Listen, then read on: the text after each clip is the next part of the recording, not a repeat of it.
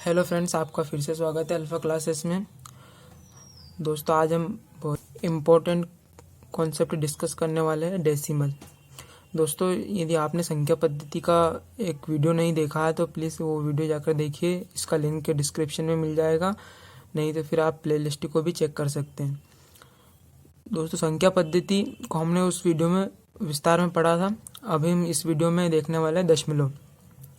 यहाँ टॉपिक मतलब सभी क्लास के लिए बहुत ही इम्पोर्टेंट है, इसको पढ़ना बहुत ज़रूरी है। और यह टॉपिक मतलब जो भी हमारी 11th 10th और 12th बाकी इन क्लासों के लिए तो इम्पोर्टेंट है ही, बट ये अगर कोई कंपटीशन की तैयारी करते हैं हम तो वहाँ पे भी हमें इसकी जानकारी होनी चाहिए। तो अब हम इस वीडियो में पढ़ने वाले हैं दशमलव के बारे में। दशमलव डेसिमल वह संख्या जिसे हम पॉइंट के रूप में लिख सकते हैं, जैसे कि हम लिख सकते हैं 0.89 0.67 ऐसे, मतलब दशमलव के रूप में लिख सकते हैं। वहाँ दशमलव संख्या कहलाती है। पॉइंट मतलब ये पॉइंट लगा है दशमलव। अब हम पॉइंट को भी हम दो भागों में बांट सकते हैं, शांत दशमलव और अशांत दशमलव। शांत दशमलव को हम इंग्लिश में कहते हैं टर्मिनेटिंग, और अशांत दशमलव को कहते हैं हम नॉन टर्मिनेटिंग। शांत दशमलव वहाँ होता है जो मतलब कुछ लिमिट तक चलेगा और फिर उसके बाद आगे नहीं बढ़ेगा। जैसे कि एग्जाम्पल के लिए ले लेते हैं 0.98 0.67532, बस इससे आगे तक नहीं जाएगा, ठीक है। और नॉन टर्मिनेटिंग डेसिमल में वह संख्या आती है जैसे कि जो मतलब खत्म नहीं होती, वो जो चलती रहती है। जैसे कि हम लिख सकते हैं 0.986732 ये क्या इनफाइनाइट तक चलेगा। और एग्जाम्पल के लिए लेते हैं 3333, तो ये क्या चलता ही रहेगा, तो ये मतलब आगे तक जाएगा, अनंत तक कह सकते हैं हम, ठीक है। तो अशांत दशमलव मतलब नॉन टर्मिनेट, मतलब टर्मिनेट नहीं हो, टर्मिनेट मतलब खत्म नहीं हो रहा है, ठीक है। और टर्मिनेटिंग मतलब कि यहाँ पे एक लिमिट के बाद ये दशमलव खत्म हो जाएगा। जैसे कि यहाँ पे एक लिमिट क्या दो अंक के बाद खत्म हो गया, यहाँ पे देख सकते हैं 5 अंक के बाद दशमलव खत्म हो गया।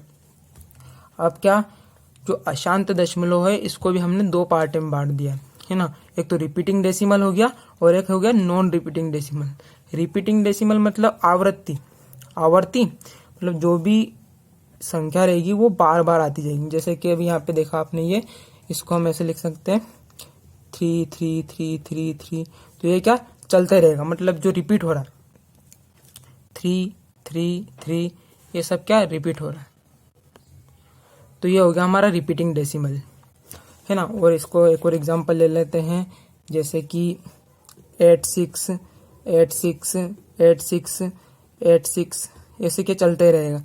और ले लेते हैं 99999, ऐसे क्या ये चलते ही रहेगा। तो ये हमारा रिपीटिंग मतलब रिपीट हो रहा है, एक ही नंबर रिपीट हो रहा है। हम इसको इस तरह से भी लिख सकते हैं, जैसे कि ये है ना, तो इसको हम ऐसे लिख सकते हैं 3 का बार, मतलब ये आगे तक जाएगा। 0.86 का बार, जो संख्या रिपीट हो रही ना उसके ऊपर हमें बार लगा देंगे। ये ऐसे एक डंडा खींच देंगे तो यहाँ पे लग जाएगा बार। जैसे कि 99 आगे तक जा रहा है तो 0.9 पे हम क्या लगा देंगे, बार लगा देंगे। अब आता है नॉन रिपीटिंग। तो नॉन रिपीटिंग डेसिमल वहाँ डेसिमल होता है जिसमें मतलब कोई भी संख्या रिपीट तो नहीं हो रही है, लेकिन वो कहाँ तक जा रही है, अनंत तक जा रही है। अशांत दशमलव के अंतर्गत हम पढ़ रहे हैं नॉन रिपीटिंग। तो नॉन रिपीटिंग डेसिमल वहाँ होता है जो चलता ही रहता है और वो रिपीट भी नहीं होता है। जैसे कि एग्जाम्पल ले सकते हैं हम 0.8615321 ऐसे, मतलब है ना चलते ही रहेगा। तो कुछ भी हम ले सकते हैं उदाहरण में, जैसे कि लेते हैं 37148639, तो ये क्या खत्म ही नहीं होगा, मतलब चलता रहेगा और ना ही कोई रिपीट हो रहा, मतलब रिपीट होगा ही नहीं है आगे तक।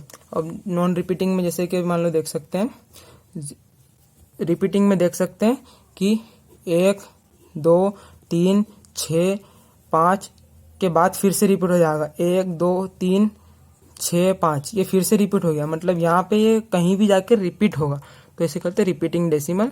दोस्तों, हम जो टर्मिनेटिंग डेसिमल है मतलब जो शांत दशमलव है, इसको हम भिन्न में भी लिख सकते हैं।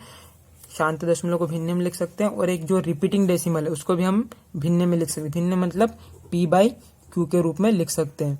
और p बाई क्यू के रूप में अगर p और q एक सहभाज्य संख्या, मतलब दोनों के बीच में अगर कुछ कॉमन नहीं रहेगी, तो वहाँ संख्या क्या कहलाएगी हमारी, एक परिमेय संख्या कहलाएगी।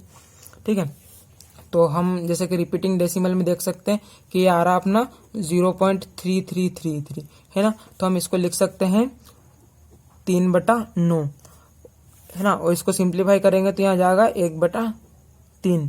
तो ये क्या हमारा एक परिमेय संख्या हो गई, और हम इसको अगर इसमें भाग देंगे तो भाग नहीं जा रहा, इसको भाग दे के देख लेते हैं।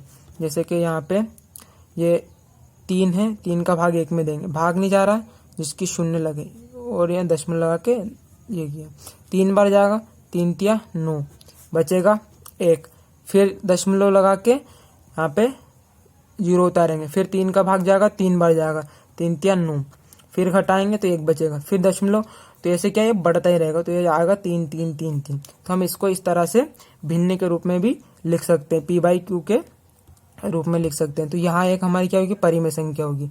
हम इसके ऊपर कुछ एग्जाम्पल देखने वाले हैं अभी, तो एक उदाहरण देख लेते हैं।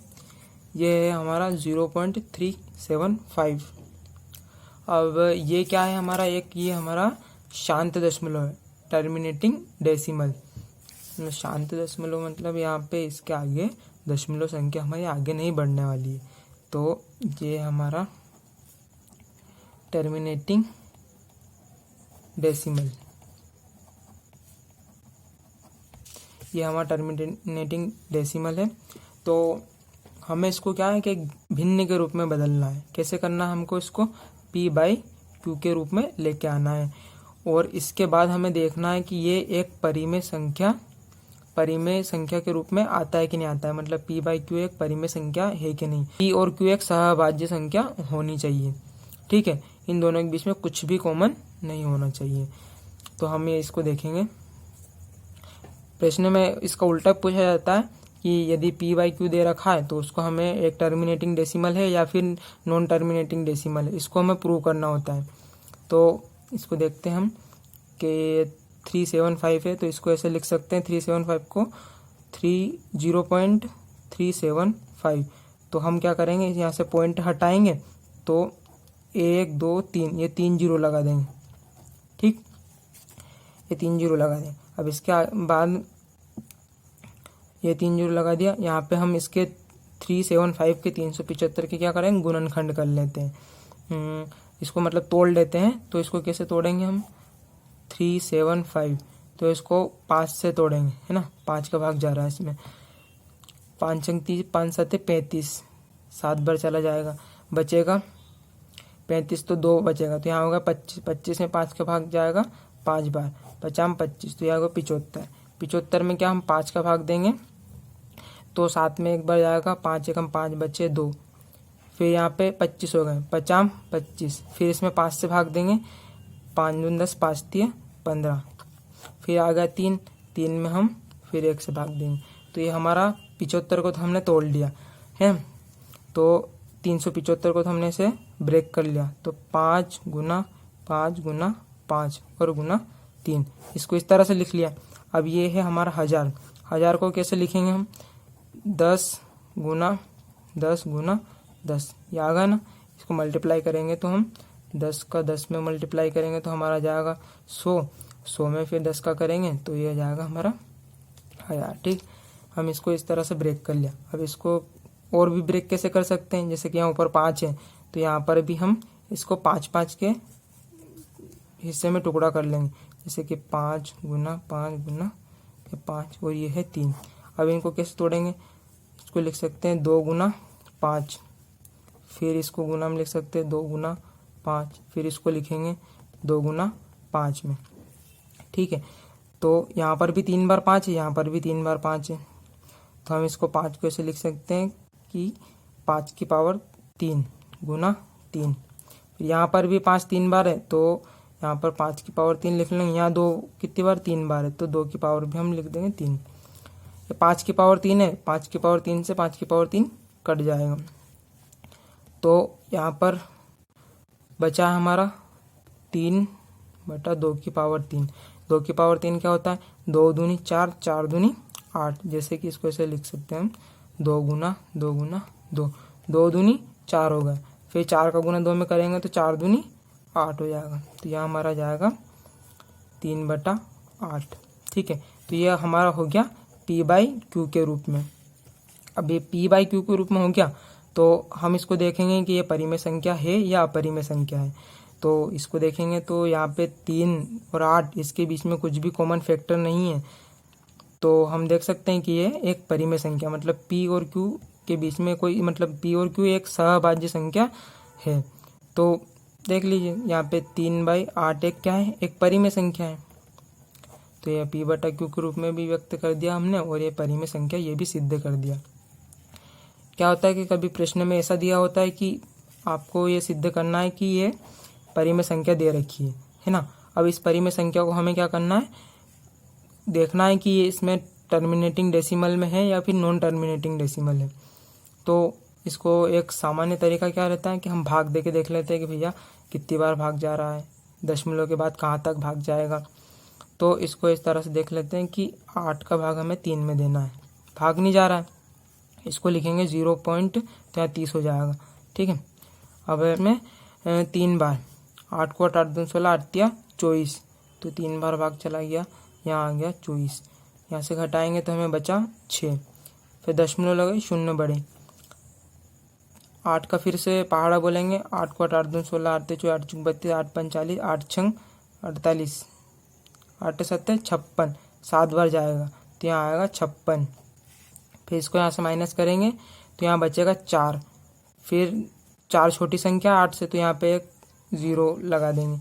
तो 8 का भाग 40 में जाएगा 5 बार, तो ये 5 बार भाग चला गया, 8 पंच 40, तो यहाँ से घटा लेंगे, यहाँ पे 0 0 आ गया, मतलब कि हमारा जो भी ये परिमेय संख्या है यहाँ क्या है, एक टर्मिनेटिंग डेसिमल है, मतलब ये शांत दशमलव है। ये हमने इस तरह से भाग विधि से सिद्ध कर दिया।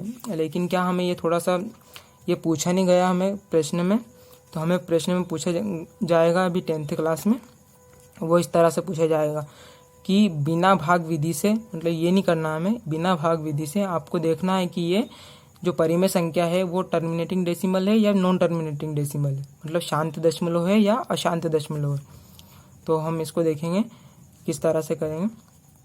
ये है हमारा परिमेय संख्या दे रखा है 3/8, तो इसको हम इस तरह से लिख सकते हैं 3/2 के टुकड़ों में 2 गुना 2 गुना 2, इसको इस तरह से लिखा जा सकता है। अब इसको मतलब अब देखने के लिए हमें क्या टर्मिनेटिंग डेसिमल है नॉन टर्मिनेटिंग डेसिमल है, इसके देखने के लिए यहाँ पे नीचे क्या अपने को 0 लगाना पड़ेगा, मतलब 0 आना चाहिए। जैसे कि 10 है, 10 की जगह फिर 100 है, 1000 है, तो इस तरह से बनाना हमें। तो यहाँ पे क्या करेंगे हम, 10 बनाने के लिए क्या करेंगे, 10 है तो 10 को कैसे लिख सकते हैं अपन, 5 गुना 2 है ना। तो यहाँ कितनी बार 2 है, 3 बार, तो यहाँ पे 5 भी हम 3 बार इसका मल्टीप्लाई कर देंगे। जैसे कि 2 गुना 2 गुना 2, तो यहाँ पर 5 गुना 5 गुना 5, और जैसे कि अगर अपने नीचे मल्टीप्लाई किया 5 गुना 5 का 5 का इसमें, तो ऊपर भी मल्टीप्लाई करना पड़ेगा, 5 गुना 5, फिर ऊपर भी ये मल्टीप्लाई कर दिया हमने। ठीक है, अब इसका गुना कर लेते हैं आपस में, तो यहाँ पर गुना आ जाएगा नीचे, ऊपर कर लेते हैं 5 25, 25 का फिर ऐसे कर लेते हैं 5 25 आई है। ठीक है, यहाँ भी गुना में है, इसका इसमें करेंगे तो 10, फिर इस 2 का इसमें 5 में करेंगे तो फिर 10, 2 का फिर 5 में गुना करेंगे तो 10 आ गया। इसको और सिंप्लीफाई करते हैं, 25 का इसमें करेंगे तो 25 पंच 125, तो हम इसका मल्टीप्लाई करेंगे 25 का 5 में तो 125, 5 25, 25 पंच 125 आता है, और 125 का गुना करेंगे हम 3 में, 3 में गुना करेंगे तो हमारा आएगा 5 दूनी 10, 5 3 15 का 5 हाथ 2, सॉरी 15 का 5, इसका गुना करेंगे आपस में तो आने वाला हमारा 375। ठीक है, इसका 125 का 3 में गुना करें तो 375 आ जाएगा। और जो हमारा ये था 1000, ये हमने 10 का गुना करके यहाँ पे 1000 आने वाला है। अब क्या हमने इसमें भाग देंगे, तो मतलब इसको यहाँ से काट लेंगे, तो डायरेक्ट क्या 0 0 है, तो इसको हम इस तरह से लिख सकते हैं कि यहाँ पर दशमलव चढ़ जाएगा, तो 0.375 375। हम इस तरह से डायरेक्ट देख सकते हैं कि हमारा ये डेसिमल टर्मिनेटिंग डेसिमल है या नॉन टर्मिनेटिंग डेसिमल है। तो हमने यहाँ पे सिद्ध कर दिया कि ये शांत दशमलव है, मतलब टर्मिनेटिंग डेसिमल है, टर्मिनेटिंग डेसिमल है। ठीक है दोस्तों, एक और एग्जांपल लेके देखते हैं कि 104 है। 104 को हमें देखना है कि ये परिमेय संख्या है या नहीं है। ठीक है, तो हमें इसको p/q के रूप में लेके आना है। ये हमारा क्या है, एक शांत दशमलव है। ठीक है, ये हमारा क्या है, एक शांत दशमलव। तो हमें सिद्ध करना है कि ये एक परिमेय संख्या है या नहीं, मतलब इसको p/q के रूप में लेके आना है और देखना है, भिन्न के रूप में लाना है और वो देखना है कि ये परिमेय संख्या है या नहीं है। तो इसके लिए हम देख लेते हैं। तो यहाँ से दशमलव हटाएंगे तो क्या हो जाएगा, ये 3 है तो 3 बार क्या लग जाएगा, 0 1 2 3 0 लग जाएगा। तो 104 को हम इस तरह से टुकड़े करेंगे। तो ये गुणनखंड विधि है जो आपको शायद पता होगी, मैंने पहले भी इसके बारे में डिस्कस किया है। अगर नहीं पता है तो आप पहले वाला वीडियो जरूर देखें। तो 104 को हम इसे 2 से भाग देंगे, तो 10 में जाएगा 5 बार, 2 5 10, यहाँ पे 2 बार जाएगा।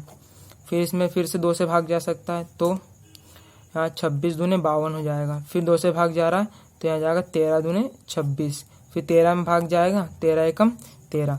तो हम 104 को इस तरह से लिख सकते हैं, 2 गुना 2 गुना 2 गुना 13। ठीक है, और वो 1000 को तो हम ऐसे लिख सकते हैं 10 गुना 10 गुना 10। ठीक है, इसके और टुकड़े कर लेंगे हम, तो 2 को तो ऐसे लिख देंगे 2 की पावर 3 इंटू 13। ठीक, इसको 10 को भी 2 भागों में बांट लेंगे, 2 गुना 5 2 गुना 5 2 गुना 5। इसको भी सिंप्लीफाई करेंगे तो यहाँ पे लिख सकते हैं अपन 2 की पावर 3 और 13 डिवाइडेड बाई कितनी बार 2 है, 1 2 3 बार, 3 बार 2 है तो हम इसको यहाँ पे 3 बार 2 है तो हम इसको इस तरह से लिखेंगे 2 की पावर 3 और 5 कितनी बार है, 5 भी 3 बार है तो 5 की पावर 3। तो यहाँ से ये 2 और 2 की पावर 3 यहाँ से ये कट जाएगा, तो यहाँ से 2 कट गया। अब बचा क्या हमारा 13/25, मतलब 5 गुना 5 गुना 5। इसको हम इस तरह से लिख दिया हमने। इसे डायरेक्ट भी आप कर सकते हैं, लेकिन मैंने थोड़ा सा विस्तार में लिख दिया। अब इसका गुना कर लेंगे, 50 25, 25 का फिर 5 में करेंगे तो 125। तो ये हमारा आ गया, हमने p/q के रूप में हमने इसको व्यक्त कर दिया। अब हम देख सकते हैं कि यहाँ पे ये एक परिमेय संख्या है, क्योंकि इन दोनों के बीच में कुछ भी कॉमन नहीं है। ठीक है, मतलब ये अभाज्य सहअभाज्य संख्या है। तो हमने देख लिया कि ये एक परिमेय संख्या है। अब प्रश्न में ये भी पूछा जा सकता है कि जो ये परिमेय संख्या दे रखी है, इसका शांत दशमलव है या फिर अशांत दशमलव है। ठीक है, टर्मिनेटिंग डेसिमल या नॉन टर्मिनेटिंग डेसिमल। तो हम इसको और देख लेते हैं फिर से कि 13 है और 125 है, तो हमें इसको देखने के लिए क्या नीचे हमें 0 करना पड़ेगा, है ना। तो इसके लिए लिखते हैं 13। 125 को कैसे लिख सकते हैं, 5 गुना 5 गुना 5 में हम 125 को ऐसे लिख सकते हैं। अब यहाँ पे हमें नीचे चाहिए 2, तो कितनी बार 2 से गुना करना पड़ेगा, 3 बार हमें 2 से गुना करना पड़ेगा। तो ये 13, तो ऐसा कैसे, 5 का गुना 2 में किया 10 हो जाएगा, फिर 5 का गुना 2 में किया फिर 10 हो जाएगा, फिर 5 का गुना 2 में किया फिर 10 हो जाएगा। तो कितने बार, 3 बार नीचे अगर 2 से मल्टीप्लाई किया तो 3 बार अपन 2 से ऊपर भी मल्टीप्लाई करेंगे, 2 यहाँ भी 2 यहाँ भी। ठीक है, अब इसका मल्टीप्लाई करके देखेंगे और नीचे वाले का मल्टीप्लाई करेंगे, तो ऊपर वाले का मल्टीप्लाई करने पर हमें आएगा 104। ठीक है, ये ऊपर वाले का मल्टीप्लाई करेंगे हम तो 104 हो जाएगा। नीचे वाले करेंगे 10 गुना 10 गुना 10, तो ये 104/1000 हो जाएगा। अब इसका हम भाग देने से अच्छा है कि डायरेक्ट, मतलब हम एक तरह से भाग ही दे रहे हैं इसमें, ठीक है। तो यहाँ पे 0.104, ठीक है। तो यहाँ इससे आगे नहीं जाएगा, तो यहाँ पे हम देख सकते हैं कि यह एक हमारा शांत दशमलव है। इस तरह से हम इसको भी सिद्ध कर देंगे, यहाँ भी हमारा शांत दशमलव है, ठीक है। तो यहाँ फिर से देख लेते हैं, जो 104 है उसको हमें सिद्ध करना है कि p/q के रूप में लेके आना है और सिद्ध करना है कि यहाँ एक परिमेय संख्या है। तो हम इसको इस तरह से लिख लेंगे, पॉइंट हटाएंगे, 0 लगा देंगे, 1 2 3 3 संख्या, तो यहाँ पे क्या हो जाएगा, 3 0 लग जाएगा। 104 को हम गुणनखंड विधि से तोड़ लेंगे, क्योंकि हमें हम लोग का तोड़ने में कोई दिक्कत आती है, तो आप इसको इस तरह से तोड़ सकते हैं, ठीक है। इसको यहाँ से इस तरह से तोड़ने के बाद हम नीचे वाले संख्या को भी तोड़ लेंगे, फिर इनको काटा पीटी कर देंगे, ठीक है। तो इसको डायरेक्ट काटने के लिए हम क्या करेंगे, यहाँ पे 2 कितनी बार था, 3 बार, तो ऐसे लिख दिया। 10 को भी हमने 2 गुना 5 में तोड़ लिया, फिर 2 को 2 से काट, 2 की पावर 3 थी, यहाँ भी 2 की पावर 3 है, मतलब 3 बार 2 ऊपर भी है और 3 बार 2 नीचे भी, तो इससे इसको काट दिया।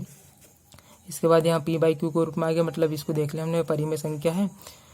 और यदि प्रश्न में पूछ लिया जाए कि ये परिमेय संख्या दे दे और अपने को पूछा कि भैया ये बताइए आपकी या डेसिमल है कि यहाँ डेसिमल टर्मिनेटिंग डेसिमल है कि नॉन टर्मिनेटिंग डेसिमल है, तो हम उसको भी इस तरह से प्रूव कर देंगे। दोस्तों प्रश्नावली 1.4 के सवाल हम नेक्स्ट वीडियो में करने वाले हैं, तो प्लीज़ आप जाकर इस वीडियो को ज़रूर देखें।